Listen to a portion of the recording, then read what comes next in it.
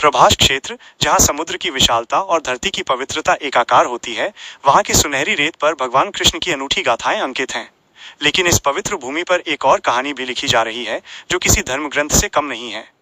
ये कहानी है एक अन्य क्षेत्र की, जो केवल एक इमारत नहीं, बल्कि यहाँ के लोगों के हृदय की धड़कन है और आप सभी के निस्वार्थ सहयोग से सदियों से चल रही एक अमृत धारा है, जहाँ एक सपना अंकुरित हुआ।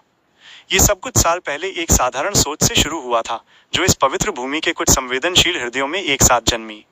उन्होंने देखा कि इस पावन धाम में लाखों तीर्थयात्री आते हैं, लेकिन उसी रास्ते पर कुछ ऐसे भी लोग हैं जो भूखे और बेसहारा हैं। छोटे से छोटे बच्चे, जिनकी आंखों में खेलने का सपना होना चाहिए, वे भीख मांग रहे थे। बूढ़े बुजुर्ग, जिन्हें घर की छाया मिलनी चाहिए, वे सड़कों पर ठिठुर रहे थे। और कुछ ऐसे भी थे जिनका मन दुनिया की समझ से परे था। इस वेदना ने लोगों को एकजुट होने पर मजबूर किया। उन्होंने अपनी अपनी बचत और सामर्थ्य के अनुसार सहयोग देना शुरू किया। कोई अनाज लाया, कोई सब्जियां, तो कोई अपना समय। इस तरह एक छोटी सी रसोई शुरू हुई, जो आज का विशाल अन्न क्षेत्र बन गई है। ये अन्न क्षेत्र किसी एक व्यक्ति की देन नहीं, बल्कि पूरे समाज की सामूहिक चेतना का परिणाम है। एक दिन का सफर, भोजन से सम्मान तक। ये अन्न क्षेत्र हर दिन सुबह सुबह एक नए जीवन की शुरुआत करता है। भोर की पहली किरण के साथ यहाँ की रसोई में चूल्हे जल उठते हैं। दाल, चावल, सब्जियों की खुशबू हवा में घुलने लगती है।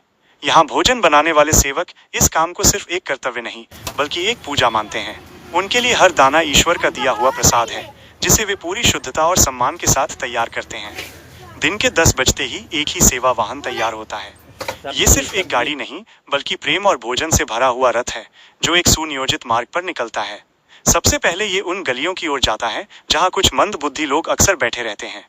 उनके मन में दुनिया की समझ नहीं होती, लेकिन जब सेवक उन्हें थाली में गर्म भोजन देते हैं, तो उनकी आंखों में एक अलग ही चमक आ जाती है। ये भोजन सिर्फ उनकी भूख नहीं मिटाता, बल्कि उन्हें ये एहसास कराता है कि वे अकेले नहीं हैं। इसी वाहन से भोजन पहुंचाया जाता है। यहाँ अनाथ बच्चों के लिए भोजन एक उम्मीद की किरण है। वे बेसब्री से इस वाहन का इंतजार करते हैं। भोजन मिलते ही उनके चेहरों पर जो मुस्कान आती है, वो किसी भी धन से ज्यादा कीमती होती है। इसी तरह असहाय वृद्धों को अपने स्थान पर सम्मान के साथ भोजन दिया जाता है।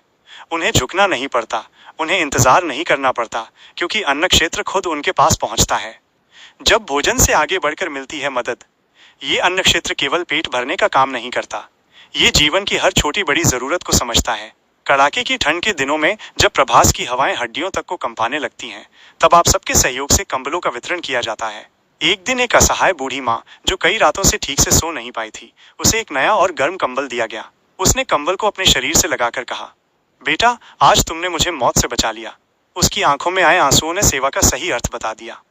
इसी तरह साल में 2 बार नए और साफ सुथरे कपड़ों का वितरण किया जाता है। एक बच्चा, जिसने फटे कपड़ों में कभी खुद को छिपाया था, जब उसे नए कपड़े मिले तो उसका आत्मविश्वास लौट आया। वो पहली बार सिर ऊंचा करके चलने लगा। ये अन्न क्षेत्र तब भी साथ खड़ा होता है जब किसी को स्वास्थ्य संबंधी मदद की जरूरत होती है।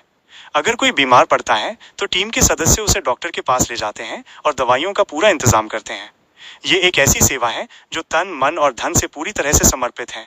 आप सबका सहयोग ही इसकी जान है। इस अन्न क्षेत्र की कहानी का सबसे महत्वपूर्ण हिस्सा आप हैं। हाँ, आप सभी लोग। ये अन्न क्षेत्र किसी एक व्यक्ति का नहीं, बल्कि पूरे समाज का है। इसका हर कण, हर सेवा आप सभी के सहयोग से संभव है। कोई 1 किलो चावल देता है, तो कोई 100 रुपए का दान। कोई अपनी छुट्टियों का समय यहाँ आकर सेवा में लगाता है, तो कोई केवल प्रार्थना से अपना सहयोग देता है। ये सब मिलकर एक विशाल शक्ति का निर्माण करते हैं, जो इस अन्न क्षेत्र को चलाती है। ये अन्न क्षेत्र एक जीवंत प्रमाण है कि मानवता अभी जिंदा है। ये हमें सिखाता है कि हम भले ही अलग थलग दिखें, लेकिन एक दूसरे की जरूरत में हम सब एक हैं। जब तक आप सभी का ये अटूट सहयोग मिलता रहेगा, तब तक ये अन्न की धारा इसी तरह बहती रहेगी और प्रभास क्षेत्र की भूमि पर सेवा का ये दीप हमेशा जलता रहेगा।